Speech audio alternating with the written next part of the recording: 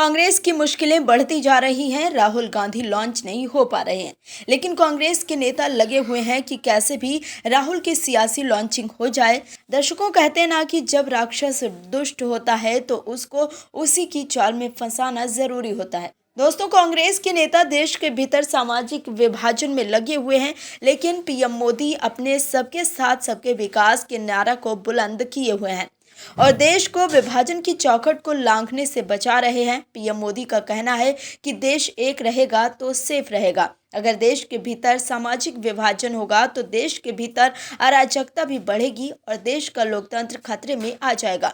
दर्शकों, समझने की जरूरत है कि जहां एक तरफ कांग्रेस पूरे देश को जातीय विभाजन की आग में झोंक रही है, वहीं पीएम मोदी देश को विभाजन से बचा रहे हैं। कैसे, बताते हैं आपको। दरअसल पीएम नरेंद्र मोदी ने आरोप लगाया कि कांग्रेस अनुसूचित जाति, अनुसूचित जनजाति और अन्य पिछड़ा वर्ग को तोड़कर उन्हें छोटी छोटी जातियों में बांटना चाहती है।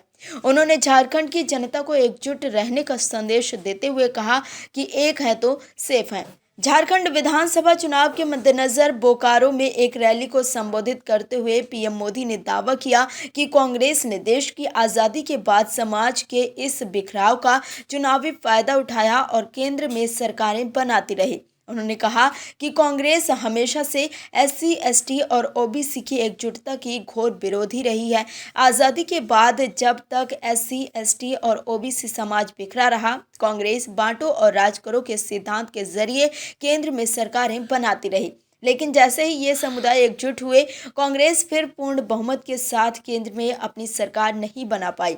मोदी ने लोगों से इस गणित को समझने का अनुरोध किया और कहा कि 1990 में ओबीसी समुदाय को जब आरक्षण मिला, तब इस समाज की अलग अलग जातियों की संख्या बल एक साथ जुड़ गया। उन्होंने कहा कि इसके बाद से कांग्रेस अब तक लोकसभा में 250 सीटें भी नहीं जीत पाई है।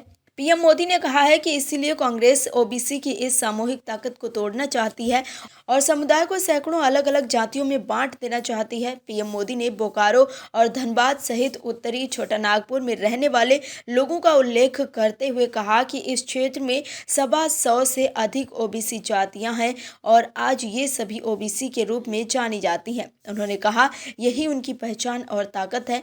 उन्होंने यादव, कुर्मी, महतो, तेली, कोइरी, कुशवाहा, नोनिया, बिंद, राजभर और प्रजापति कुम्हार सहित अन्य ओबीसी जातियों का उल्लेख करते हुए कहा कि इनकी एकजुटता देश के विकास की बड़ी ताकत है, लेकिन कांग्रेस और झारखंड मुक्ति मोर्चा इन्हें आपस में उलझाए रखना चाहते हैं। पीएम मोदी ने कहा कि कोई नहीं चाहता है कि समाज बिखरे, समाज छोटे छोटे टुकड़ों में बंट जाए।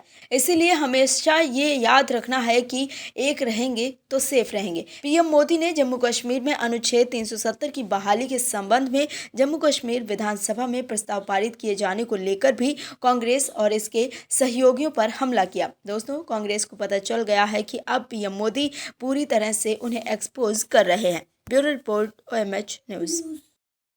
और भी वीडियोस देखने के लिए चैनल को सब्सक्राइब करें और बेल आइकन को दबाएं।